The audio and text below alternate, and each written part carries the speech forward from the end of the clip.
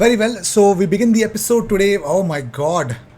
The departure news, and of course, more updates coming in from Markman Bryant's. Of course, there is some truth about Jeremy Pino. We're going to deal with that. Unit elements, bro, it's time. It's time to pack your bags to come to Arsenal.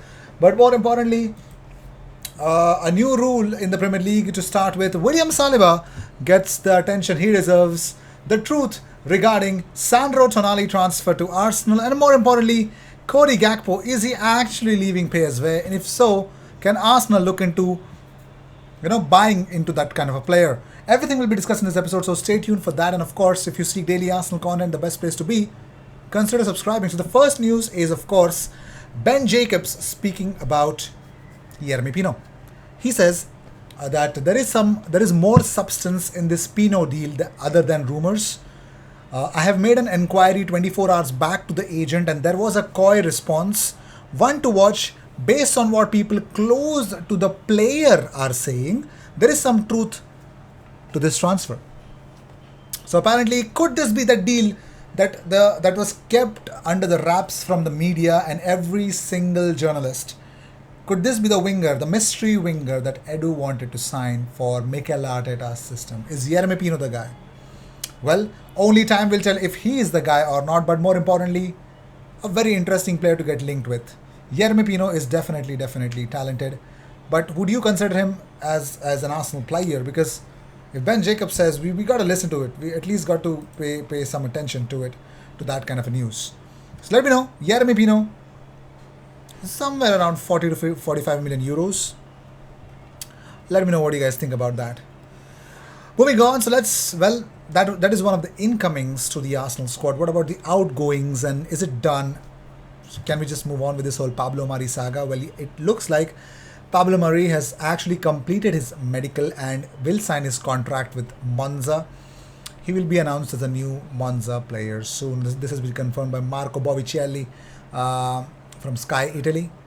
So yes, congratulations to Pablo Mari. All the best for his future. It's a done deal. We don't even need to entertain any more sources to confirm this. Alex Runarsson is off to Turkey on a permanent deal in the coming days. That's been confirmed by Markman Bryants. Yes, Markman Bryants has confirmed that finally Arsenal will move on from the disastrous performance from the guy Alex Runarsson. All the best for his future. That I would want to say that, but we thought he is something. But my God, how disappointed were we, weren't we? It was hilarious to say the least. Moving on, so what about this guy? Do you know this guy? No, seriously, I'm asking, do you know this guy? Because, Ainsley Maitland-Niles. Now, it looks like Arsenal are expecting loan offers for Ainsley Maitland-Niles and Reece Nelson as the window progresses, and offers will be considered for both the players. Now, yes, Markman Bryants also confirms that these are the two other players that are Arsenal looking for to get rid of in this window, and I am all for it. Yes, sir. This should serve as a purpose. And of course, why not? Yeah, they should move on from them. They should. Very well. Markman Bryants also says that Arsenal would prefer a transfer for Bahrain rather than another termination, but won't stand in his way of a return to Betis. Now, yes, he's a reliable source coming in from Al Final de la Palmera. They say that Bahrain's agents hope Arsenal will terminate his deal given his many years of service for the club. Bahrain is the closest signing for Betis, but only after they register their players. A move could happen only late in the window. The biggest issue is that Arsenal want a fee for him. They prefer a fee, but they will not stand in the way of Hector Bellerin. So where this will end, nobody knows, but let's see. Moving on, so before getting into the whole William Saliba talk, Premier League will introduce water breaks at all matches this weekend with England in the grip of a heat wave. Yes, water breaks will be allowed in the Premier League games, and it's actually the 33 degrees Celsius that they are concerned about, the hydration of the players. Bro, we have more temperature than that in the summer, man. I'm not saying that it is good, but come on. If the players feel so, then that should be introduced. Why not? Moving on, so Kevin Campbell on who will win Arsenal's Player of the Season. He says, "Do you know what? I am going to go for Saliba. This guy Van Dijk with his experience is a Rolls Royce, but this guy has to be a top of the range Bentley, hasn't he? He's been unbelievable." Well, I would say that this is just one game in the Premier League, but yes, I have seen the Premier. I know what to expect from Saliba, but I swear to God, if he still plays the way he is doing it, it is going to be, oh my God, it's going to be scary, but not for us. Yeah, but definitely not for us. Interesting, interesting piece. But let's talk about Sandro Tonali. Like, is this even real? IG, talk sense into me. Is it even real? Well, there has been no offer from Arsenal for Sandro Tonali, and on the contrary, AC Milan are willing to make him an offer of their own.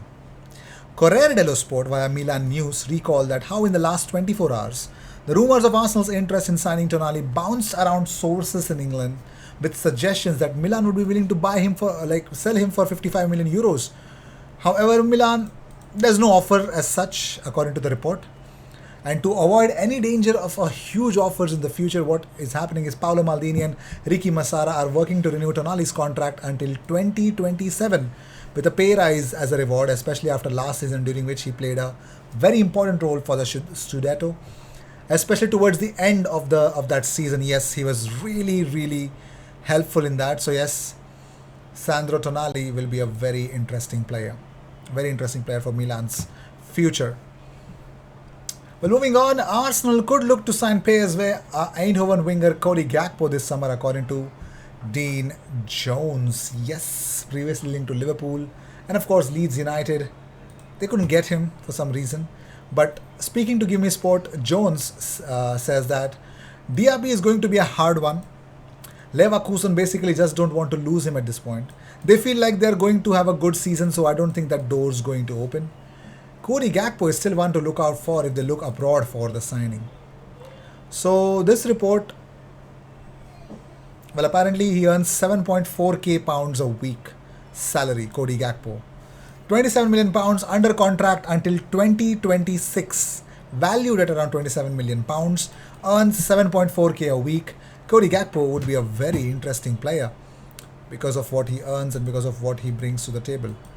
So let's see if that is going to bring anything resourceful for us. But more importantly, the most interesting part is, well, will Tielemans happen in this window? I'm pretty much sure it will happen in this window. You don't talk to a player for months, convince his agent, get the player ready to and tell him not to sign a contract extension with Leicester City, for him to come as a free transfer player next season. No, sir. Those rumors are BS from football.london. I won't consider them at all. So with this, I'd like to end this episode. Thank you so much for tuning in. If you see daily Arsenal content, the best place to be, consider subscribing. I will see you in the next one. Until then, cheers.